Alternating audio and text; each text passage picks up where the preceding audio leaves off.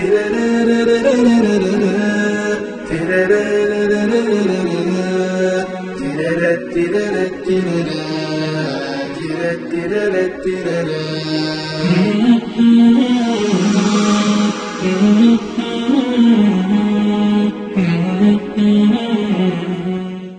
الله الرحمن الرحیم.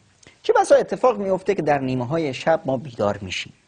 اگه بیدار شدی یادت نره رسول خدا صلی الله علیه وسلم میفرمایند که اینا رو بگو: لا اله الا الله وحده لا شریک له، له الملك و له الحمد و هو على كل شيء قدیر، الحمد لله و سبحان الله و لا اله الا الله والله اکبر و لا حول ولا قوة الا بالله. اگر اینو گفتی بعدش گفتی اللهم اغفر لی، خدایا بار اله از من در بگذر، خداوند از در میگذره. هر دعایی بکنی خداوند دعایت رو قبول میکنه. اگر بلند شدی 2 رکعت نماز خوندی، نمازت حتما و حتما قبول درگاه الهی است.